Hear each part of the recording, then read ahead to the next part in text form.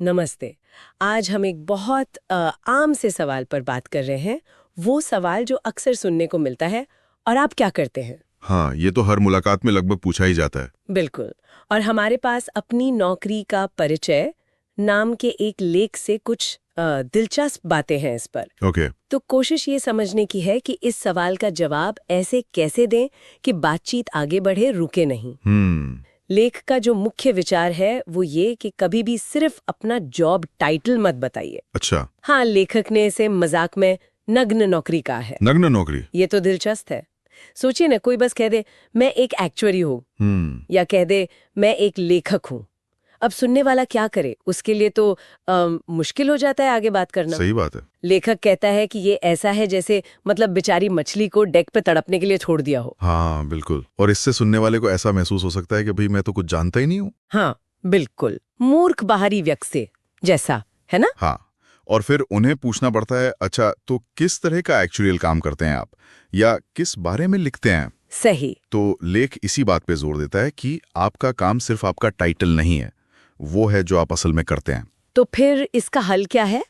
लेख क्या कहता है? लेख कहता है थोड़ा विस्तार से बताएं। विस्तार से मतलब अपने काम के बारे में कोई दिलचस्प बात, कोई छोटी सी कहानी, कुछ ऐसा जो सामने वाला समझ सके, जिससे वो जुड़ सके। अच्छा, जैसे वो वकील वाला उदाहरण था लेख में। हाँ बताइए ना। हाँ, कि अगर कोई वकील है और मान लीजिए किसी युवा माँ से बात कर रही हैं, तो सिर्फ ये ना कहें कि मैं वकील हूँ। तो क्या कहें? वो कह सकती हैं हमारी फर्म ना एम्प्लॉयमेंट लॉ में स्पेशलाइज करती है।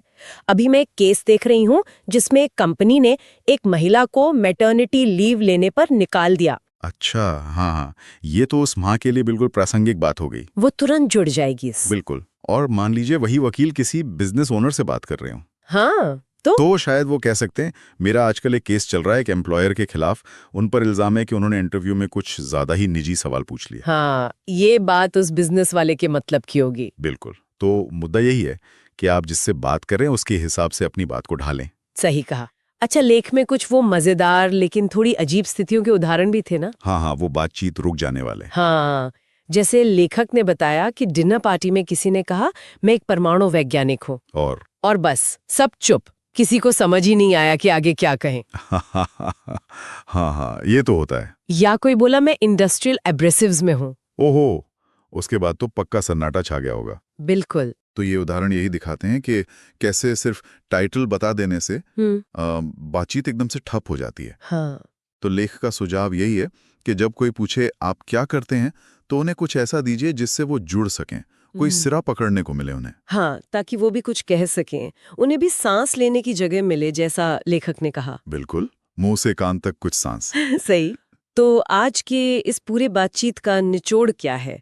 यही कि जब कोई पूछे आप क्या करते हैं, तो उन्हें सिर्फ अपना जॉब टाइटल बताकर मझधार में न छोड़ें। हाँ थोड़ा सा कॉन्टेक्स्ट दें, कोई छोटी कहानी या अपने काम से जुड़ी कोई प्रासंगिक बात बताएं। बिल्कुल, जैसा लेखक ने कहा, अपनी नौकरी का परिचय नग्न अवस्था में कभी ना दें। सही। और हाँ, अंत में एक बात सोचने के लिए छोड़ते हैं। बताइए। ये सोचना दिलचस्प है कि कैसे अपने काम का बस एक छोटा सा प्रासंगिक विवरण देना सिर्फ जानकारी नहीं देता, बल्कि असल में एक कनेक्शन बनाता है।